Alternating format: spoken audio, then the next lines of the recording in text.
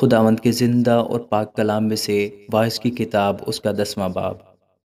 مردہ مکھیاں عطار کے عطر کو بدبودار کر دیتی ہیں، اور تھوڑی سی حماقت حکمت و عزت کو مات کر دیتی ہے۔ دانشور کا دل اس کے دہنے ہاتھ ہے، پر احمق کا دل اس کے بائیں طرف۔ ہاں، احمق جب راہ چلتا ہے تو اس کی عقل اڑ جاتی ہے، اور وہ سب سے کہتا ہے کہ میں احمق ہوں۔ اگر حاکم تجھ پر قہر کرے تو اپنی جگہ نہ چھوڑ، کیونکہ برداشت بڑے بڑے گناہوں کو دبا دیتی ہے۔ ایک زبونی ہے جو میں نے دنیا میں دیکھی، گویا وہ ایک خطا ہے جو حاکم سے سرزد ہوتی ہے۔ حماقت بالا نشین ہوتی ہے، پر دولت مند نیچے بیٹھتے ہیں۔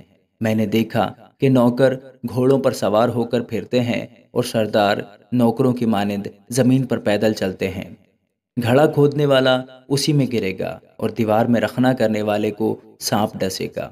جو کوئی پتھروں کو کاٹتا ہے ان سے چوٹ کھائے گا، اور جو لکڑی چیرتا ہے اس سے خطرہ میں ہے۔ اگر کلہاڑا کند ہے اور آدمی دھار تیز نہ کرے تو بہت زور لگانا پڑتا ہے، پر حکمت ہدایت کے لیے مفید ہے۔ اگر سانپ نے افسون سے پہلے ڈسا ہے تو افسون گھر کو کچھ فائدہ نہ ہوگا۔ دانش مند کے منہ کی باتیں لطیف ہیں، پر احمق کے ہونٹ اسی کو نگل جاتے ہیں۔ اس کے منہ کی باتوں کی ابتدا حماقت ہے، اور اس کی باتوں کی انتہا فتنہ انگیز ابلہی۔ احمق بھی بہت سی باتیں بناتا ہے، پر آدمی نہیں بتا سکتا ہے کہ کیا ہوگا، اور جو کچھ اس کے بعد ہوگا اسے کون سمجھا سکتا ہے۔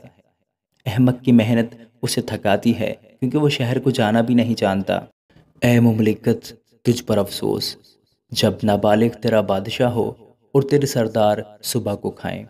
نیک بخت ہے تو اے سرزمین، جب تیرا بادشاہ شریف زادہ ہو اور تیرے سردار مناسب وقت پر توانائی کے لیے کھائیں، اور نہ اس لیے کہ بدمست ہوں۔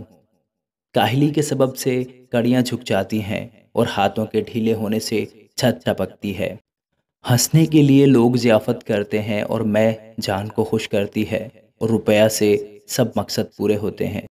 تو اپنے دل میں بھی بادشاہ پر لعنت نہ کر، اور اپنی خوابگاہ میں بھی مالدار پر لعنت نہ کر، کیونکہ ہوائی چڑیا بات کو لے اڑے گی اور پردار اس کو کھول دے گا۔ آمین۔